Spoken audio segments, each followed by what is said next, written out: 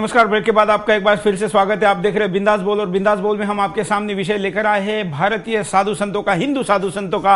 और हम आपको पूछ रहे हैं कि क्या कोई भी उठे, कोई भी साधु संतों का कोई भी नाम इस्तेमाल करे, अपने आप को मठाधिपति, पीठाधीश्वर कुछ भी कहे, क्या ये चलेगा? क्या इसके कारण धर्म का नुकसान नहीं हो रहा है? इसलिए हम आपको पूछ रहे हैं कि क्या इन लोगों के लिए आचार संहिता होनी चाहिए। हम दोबारा आपको स्पष्ट करना चाहते हैं कि इसके पीछे हमारा अनादर करने का भाव नहीं है, बल्कि हम ज्यादातर साधु संत अच्छे हैं, यही बात कहते हैं और डिवाइन पावर को मानते हैं। लेकिन ऐसी डिवाइन पावर निर्मल बाबा जैसे लोगों में कैसे आ सकती है? अगर हम आपको कोई भी ऐसा साधु संत दिखे जो पैसे की बात करता है, तो पहले उस पर संशय लेने के लिए इतना कारण पर्याप्त है।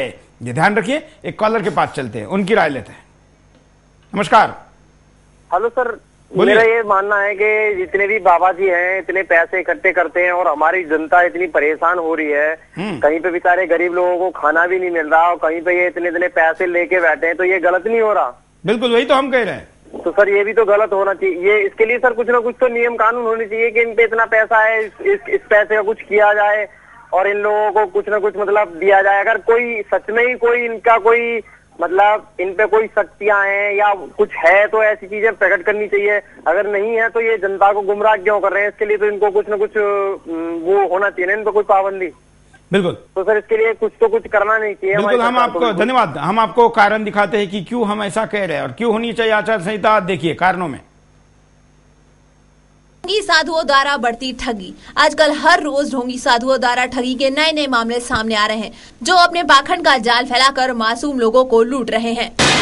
गलत लोगों की वजह से अच्छे संत फंसते हैं। देखा जाए तो जिस तरह से कई ऐसे नाम सामने आए हैं जो केवल पैसा कमाने के लिए आम लोगों को गुमराह कर रहे हैं, जिसके कारण सही और ज्ञानी व्यक्ति से भी समाज दूरी बनाएगा।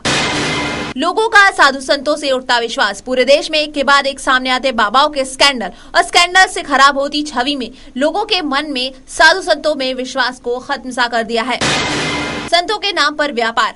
आम लोगों की श्रद्धा और भावना का फायदा उठाकर कुछ धूर्त व्यक्ति श्रद्धा का व्यापार कर रहे हैं। कुल मिलाकर कहा जाए तो संतों की पवित्रता पर व्यापार हो रहा है और संत नाम को अपवित्र किया जा रहा है। संतों का नेताओं से साठगांठ होना।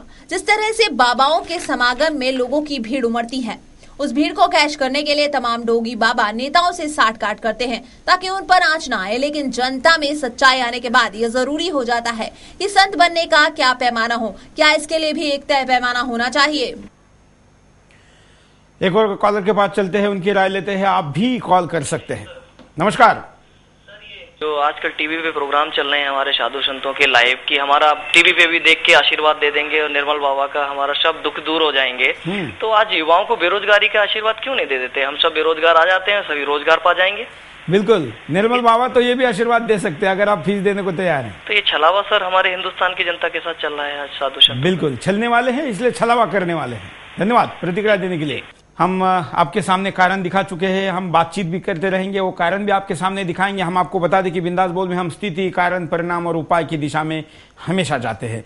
हम मौनी बाबा के पास चलते हैं कि मौनी बाबा जिस तरीके से ये बात इन्होंने कही है कि बेरोजगारी इतनी है, कई समस्या है, साधु संत ये वो चमत्कार करने की बात करते हैं। ऐसे एक चमत्कारी संत एक संत किसी के घर पर आए थे और उस जिसके घर पर आए थे उस यजमान ने मुझे बड़े आग्रह से बुलाया। हालांकि मैं नहीं जाना चाहता था, लेकिन उसके प्रेम के खातिर मैं वहां गया तो उन्होंने हाथ घुमाकर मुझे एक अंगूठी निकाल के दे दी। तो मैंने उनको हाथ जोड़ के कहा कि बाबा, इस अंगूठी की कीमत की रोटियां सिर्फ निकाल के दे दीजिए। इस गरीबी का ऐसे जो लोग हैं जो कुपोषण से मरे, उनका पेट भर जाएगा। इस अंगूठी की मुझे जरूरत नहीं है, लेकिन ऐसी रोटी की उन लोगों के लिए जरूरत है।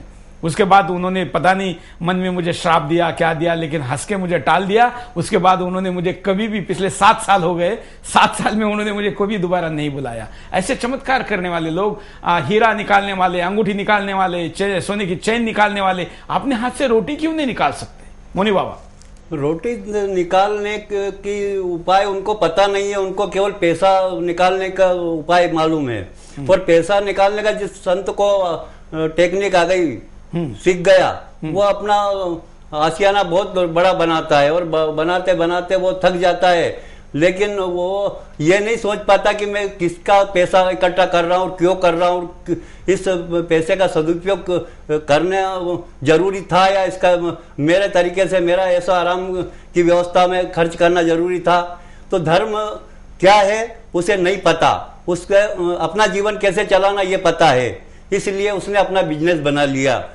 वो उसे संत नहीं माना जाए और आचार संहिता लागू हो जाए। और बिल्कुल धर्म कभी नहीं कहता कि कोई संत हाथ से रोटी निकाले, वो हाथ को रोटी कमाने की कला देता है, नियति के साथ, विवेक के साथ, सदाचार के साथ, वो धर्म है। हाथ से अंगूठी या रोटी निकालने वाला संत नहीं है। और सोना चांदी निकालने वाला या हाथों से नोट निकालने, एक ऐसे व्यक्ति मुझे मिल गए थे मोनी बाबा, और मैं दर्शकों को भी बताना चाहूंगा कि उन्होंने मेरे सामने एक 500 की नोट निकाल के एक व्यक्ति को दे दी। तो मैंने कहा देखिए दो बातें हैं, एक तो ये नोट है, इस पे जो नोट नंबर छपा है ये भारत सरकार का है या नहीं है।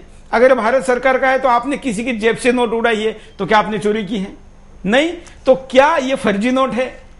अगर आप नोट छाप के हाथ से निकाल रहे तो आप तो गलत काम कर रहे हैं। उनके पास भी कोई जवाब नहीं था। ऐसे साधु संत बहुत बार मिल जाते हैं, हालांकि मैं उनको साधु संत कहने के लिए तैयार नहीं हूं, क्योंकि धर्म यह अनुमति नहीं देता है। हमारे साथ कुछ कॉलर भी जुड़े हुए हैं, हम कॉलर के पास भी जाएंगे, लेकिन साथ साथ में हमारे साथ वॉशिंगटन से जो जुड़े हुए सतीश जी के पास चलते हैं। सतीश जी, ऐसे चमत्कारी लोग अमेरिका में आते हैं तो हालांकि इनको चमत्कारी कहना गलत है, या इनको चमत्कारी अगर कहा जाए तो असली चमत्कार को अनुभूति कहना चाहिए। मेरा आपको सवाल है कि क्या वहां पर आने वाले चमत्कारी लोगों को ज्यादा महत्व दिया जाता है या सच में धर्म का काम करने वालों को मिलता है? सतीश जी नमस्कार।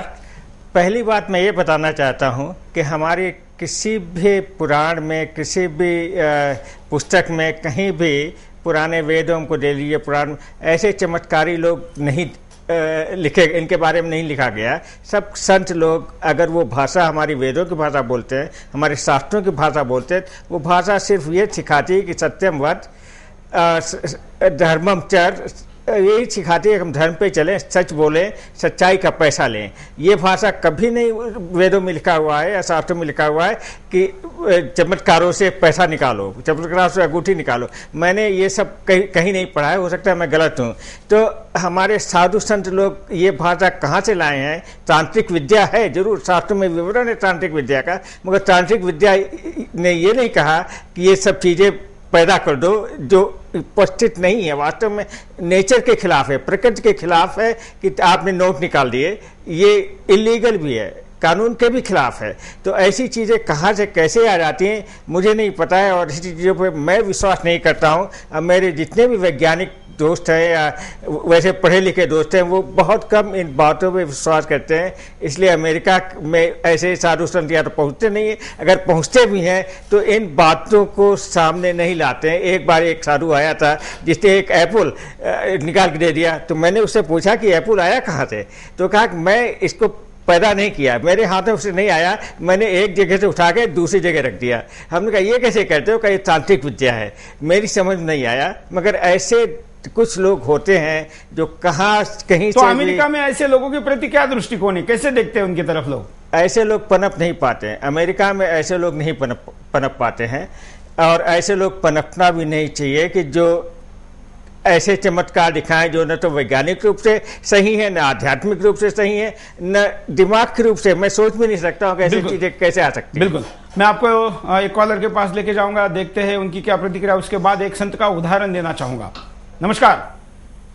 हाँ हेलो, बोलिए सर जी। मैं एक बात पूछना चाह रहा था, ये बाबा, इनके निर्मल बाबा के लिए अभी मीडिया का इसमें कितना योगदान है कि किसी को भी हीरो बनाना, और जहाँ भी हम लोग चैनल पे देखते हैं सभी चैनल पे मॉर्निंग के टाइम निर्मल बाबा का ही आता रहता है।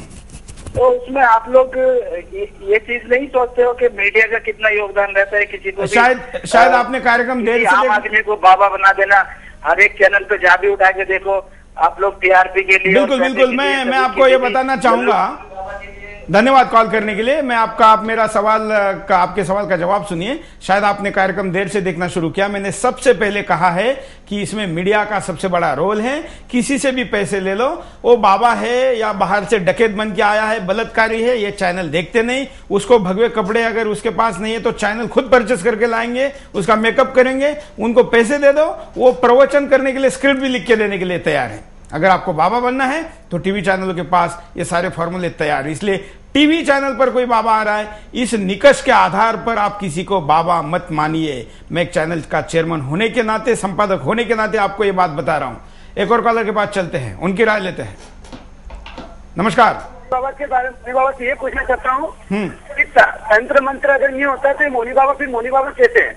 मौनी बाबा जी, आपको सवाल है कि तंत्र मंत्र नहीं है तो आप मौनी बाबा कैसे हैं? तंत्र मंत्र तो हमें आता नहीं, हम तो ध्यान करते हैं। ध्यान के लिए मौन के बिना ध्यान नहीं होता। जब मौन का अभ्यास होगा तभी तो ध्यान कर पाएंगे। तंत्र मंत्र से हमें क्या लेना देना? हमें अपना जीवन से मतलब है, हमें दूसरे के जीवन से क्या लेना देना? बिल्कुल। और मैं साथ में ये भी बताना चाहता हूं कि कर्म के आधार पर व्यक्ति का स्थान बनता है, विचार के आधार पर बनता है, अध्ययन के आधार पर बनता है। मौनी बाबा जैसे लोग कर्म करते हैं और अपना जीवन मौनी बाबा ने गाय के लिए और धर्म के लिए लगाया हुआ है। ये पूरा जीवन त्याग कर करके गाय बचे इसलिए कार्य कर रहे हैं। ऐसे व्यक्ति तो मैं कहता हूं कि सूट पैंट पहनकर भी अगर चल दिए तो भी वो संत है, क्योंकि उनका कर्म संत जैसा है। और अगर कोई ढोंगी किसी शंकराचार्य की तरह भेष बनाकर धर्म की पताका भी लेकर चलता है तो वो भी संत नहीं है, शंकराचार्य नहीं, और ढोंगी है, ढोंगी है। मैं आपको एक संत का उदाहरण यहाँ पर जरूर कोट करना चाहूंगा। शिरडी के पास में एवला के वैजापुर के पास में सरला बेट है। यहाँ पर गंगागीर महाराज के बहुत बड़े संत होते थे और उन्होंने हजारों साल से सैकड़ों साल से एक सप्ताह की परंपरा चलाई है, हरिनाम सप्ताह जिसको कहा जाता है। इस सप्ताह में आने वाले भाविकों की लाखों की तादाद होती है और उनको महाप्रसाद आखिरी दिन दिया जाता है। एक दिन ऐसे ही अब आखिरी दिन महाप्रसाद में घी कम पड़ गया, क्योंकि शायद आने वाला घी समय पे नहीं पहुंचा था और तादाद में ज्यादा भक्त आ गए। तो ऐसा कहा जाता है कि ये वहां पर गोदावरी नदी बहती है। वहां गोदावरी नदी के पास 20-20 लीटर के कैन लेके गए, जो घी के कैन है, और 20-25 कैन उन्होंने पानी के भर के लाए और अपने भक्तों को दिए। कहा कि ये घी की जगह पर इसको इस्तेमाल करो, और लोगों का कहना है कि उन्होंने वो इस्तेमाल किए और घी का काम उस पानी ने किया और वो जो भी महाप्रसाद बनना था बन गया। लोगों ने खा लिया, लोग चले गए। उसके दौरान ही जो घी आना था वो आ गया। ये महाराज जी उस कैन को फिर लेके गोदा मैया के पास गए और उन्होंने उतने ही कैन जितने उससे निकाले थे, एक कैन ज्यादा, दोबारा गोदा मैया में डाला, बहती गोदावरी में डाला और कहा कि आपने मुझे कर्ज दिया था घी का, मैं आपको लौटा रहा हूं। कहा ये संत है। और आज के अगर किसी संत के पास ये कला मिल जाए कि किसी बहती हुई नदी से उठाया हुआ पानी घी बन जाए तो वो तो टैंकरों की लाइन लगा देंगे और उसका उद्योग खोल देंगे। ये पहले के संत में या सच्चे संत में और अब के डुप्लीकेट संतों में फर्क है। हमारे साथ एक कॉलर और भी जुड़े हैं, उनकी राय लेते हैं। ये साधु संतों के बारे में बोलना था। बोलिए। नमस्कार। ये साधु संत ठगी करते हैं, इसके बारे में बोलना था। बोलिए ना, क्या कहना है आपका? हाँ, ये साधु संत ठगी करते हैं ना, तो इन जनता को जागरूक होना चाहिए इसके बारे में। धन्यवाद आपकी प्रतिक्रिया देने के लिए। हम आपको यहाँ पर परिणाम दिखाते हैं कि क्या परिणाम होता है जब ऐसी चीजें होती हैं। अंधविश्वास से पर्दा उठेगा। अगर साधु संतों के लिए आचार संहिता बनाई जाएगी तो ढोंगी संतों की ठगी कम होगी और हम सभी बेवकूफ बनने से बचेंगे। संतों के व्यक्तित्व के बारे में पता चलेगा। संतों के लिए आचार संहिता बनाई जाएगी तो संतों के व्यक्तित्व के बारे में पता चलेगा और झूठे साधु संत सामने आएंगे। भगवान के नाम पर व्यापार बंद होगा।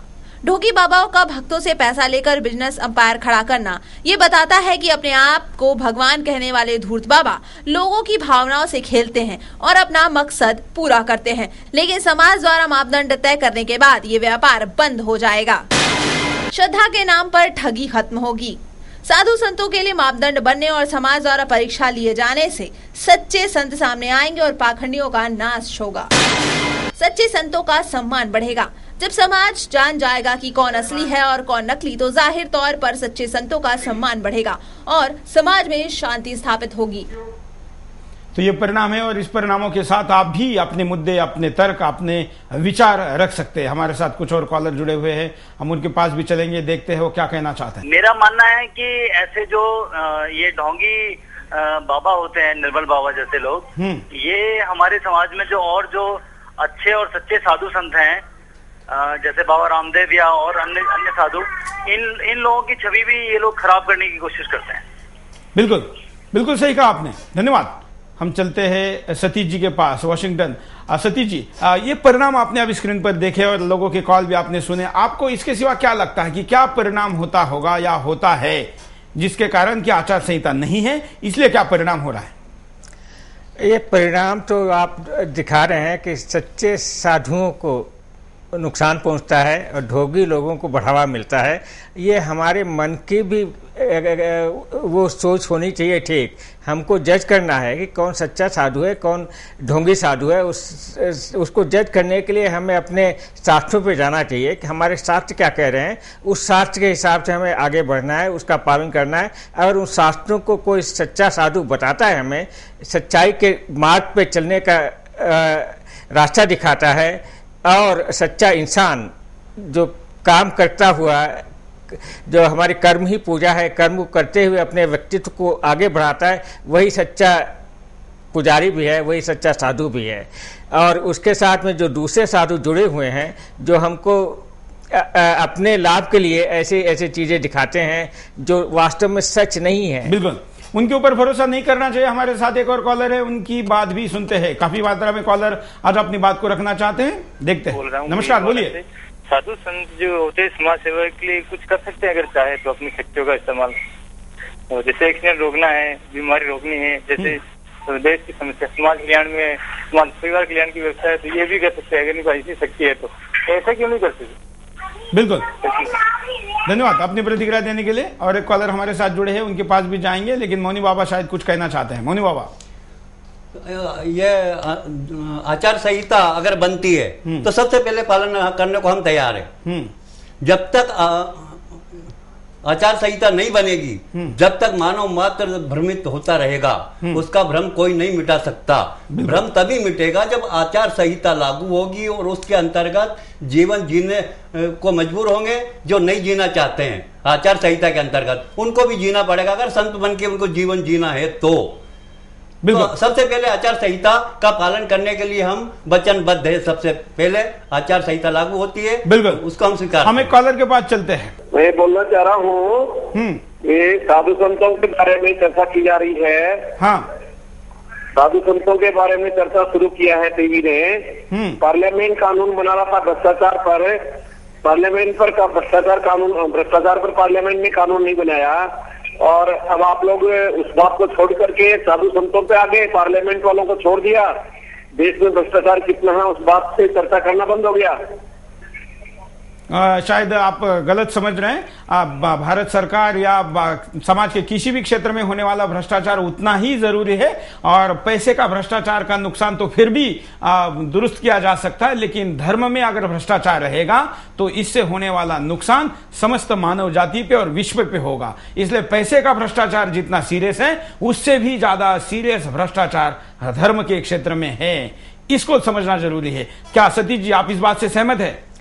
हम एकदम इस बात से सहमत हैं कि पैसे के हिसाब से हमें धर्म के धर्मचर, धर्म का ही आचरण करना चाहिए। उसमें पैसा वगैरह आ जाता है धर्म में तो वो धर्म के लिए बहुत क्षति पहुंचाता है। मौनी बाबा, मैं आपको शायद सतीश जी सवाल नहीं समझ पाए। मौनी बाबा को मैं कहना चाहूंगा कि भ्रष्टाचार आर्थिक क्षेत्र में होने वाला जो भ्रष्टाचार है, जो लड़ाई बाबा रामदेव और अन्ना हजारे या बाकी भी लोग लड़ रहे हैं, वो तो है, लेकिन क्या उसके साथ साथ धर्म में जो भ्रष्टाचार है जिसकी चर्चा हम कर रहे हैं, इसके ऊपर भी चर्चा उतनी ही जरूरी नहीं है? धर्म में पैसे को स्थान ही नहीं है, लेकिन स्थान दिया गया है, जबकि जरूरत नहीं है संत को किसी भी प्रकार पैसे की।